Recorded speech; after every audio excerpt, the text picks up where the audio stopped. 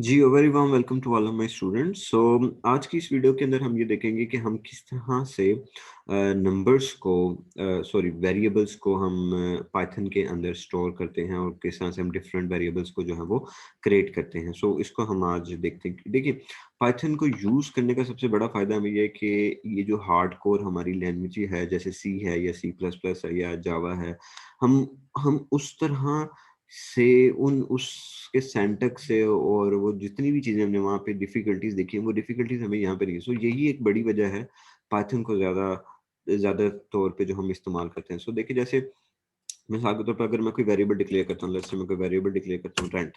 तो देखिए, मैंने सिर्फ़ ये वेरिएबल डिक्लेयर किया और इसकी वैल्यू सेट कर दी मैंने 500। अब ये वेरिएबल डिक्लेयर हो चुका है। ठीक है जी? अगर ये वेरिएबल जो है मेरा डिक्लेयर हो चुका है।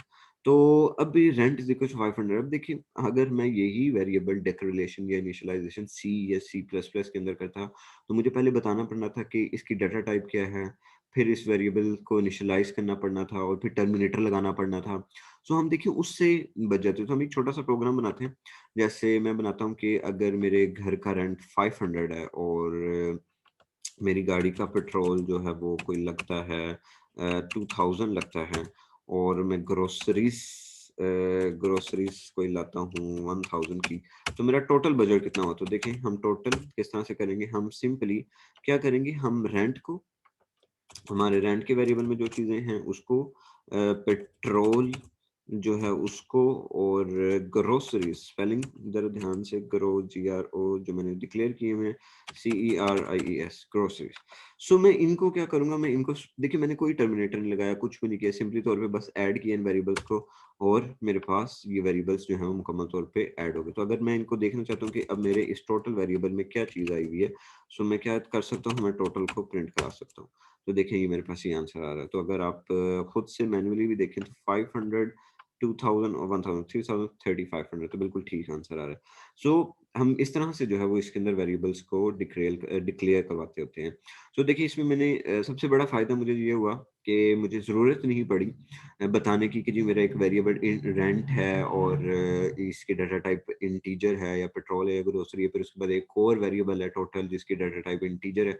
और उसमें मैं क्या करूँगा, मैं देखिए सबसे बड़ा जो मुझे यहाँ पे आसानी लगती है, ये लगती है कि सी प्लस प्लस के अंदर हमें जैसे कोलन, सेमीकोलन और टर्मिनेटर के चक्कर में ही हम रह जाते हैं। तो यहाँ पे हमें उस चीज़ों से काफ़ी ज़्यादा जो है वो आज़ादी है। अब फर्दर जैसे-जैसे हम चलते जाएँगे, हम इसको आगे देखते जाएँगे।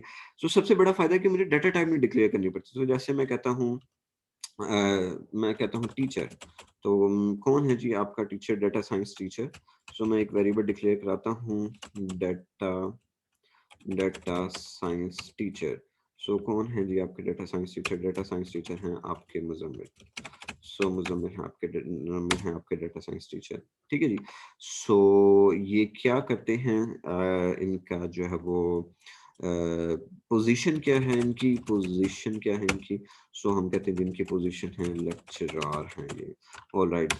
इसके बाद अगर मैं कहता हूँ अगर मैं देखिए अगर अब ये देखिए मैंने यहाँ पे कहीं भी डिक्लेयर नहीं करवाया कि मैं ये जो वेरिएबल ले रहा हूँ डाटा साइंस टीचर या पोजीशन या जो भी ले रहा हूँ, व्हाटएवर जो भी मैं लेके चल रहा हूँ, तो मैंने यहाँ पे कहीं भी ये नहीं कहा कि ये स्ट्रिंग बनने वाला है या फिर हमारे पास जो है वो कैरेक्टर बनने वाला है। तो देखिए अगर मैं इसको इस तरह से प्रिंट कराऊँ कि अब देखें यहाँ पे अगर मैं कहता हूँ detail of teacher detail of teacher और मैं यहाँ पे वेरिएबल्स जो है वो सिंपली ले लेता हूँ।